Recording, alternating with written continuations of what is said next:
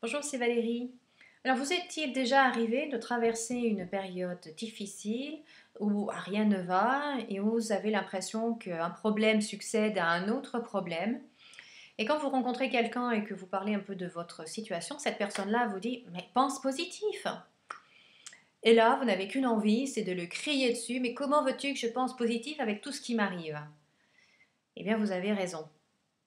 Vous avez raison, parce que dans ces situations-là, se mettre des lunettes roses ne sert à rien, et je dirais même que ça aggrave la situation.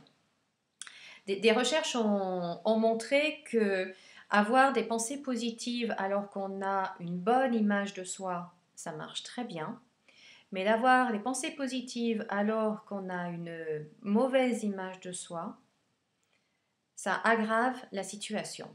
Alors pourquoi? Comment ça se fait? Eh bien, c'est très simple en fait. Une personne qui a une mauvaise image d'elle-même va s'imputer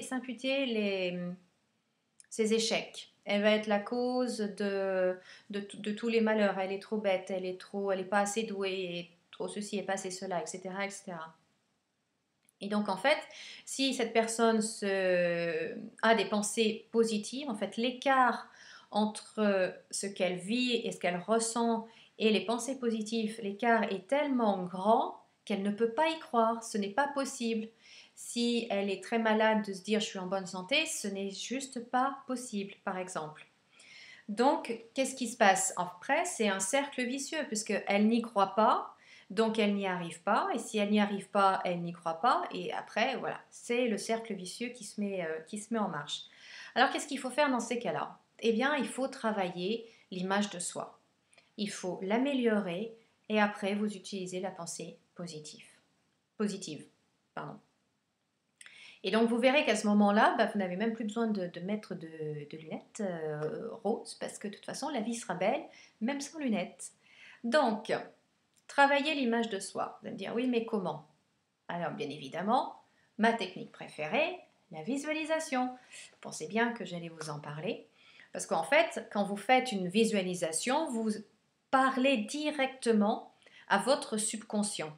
C'est lui qui gère tout en fait. Notre conscient gère à peu près 10%, le subconscient gère 90%. Donc quand vous faites une visualisation, vous lui donnez des ordres et il les accepte. C'est un bon petit soldat, il fait ce qu'on lui demande de faire. Donc si vous lui donnez des informations positives sur vous qui valorisent votre image de vous-même, alors vous aurez une meilleure image de vous. Donc la visualisation. Une deuxième technique que j'aime beaucoup, c'est de travailler avec un miroir. Le miroir va vous permettre de travailler votre image de vous-même, puisque c'est un miroir, donc c'est votre reflet. Et donc, ça permet de faire un travail en profondeur et vous pouvez commencer en douceur, par exemple en vous concentrant sur ce que vous aimez chez vous. Et on a tous quelque chose qu'on aime chez nous, que ce soit nos cheveux, nos yeux, notre sourire, nos jambes, etc. Peu importe, on a tous quelque chose qu'on aime en nous. Et donc, vous vous concentrez là-dessus et petit à petit, en vous parlant, vous disant des choses positives, eh bien, vous allez, au fur et à mesure, accepter ces choses positives. Et au fur et à mesure, eh bien, votre estime de vous-même va s'améliorer.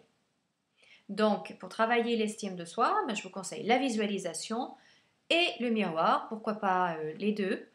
Et puis, si vous voulez trouver plus d'informations sur la visualisation, eh bien, je vous recommande bien évidemment mon livre Visualiser pour créer, que vous pouvez trouver sur mon site internet valeriechenudé.com ou sur le site visualiserpourcréer.com.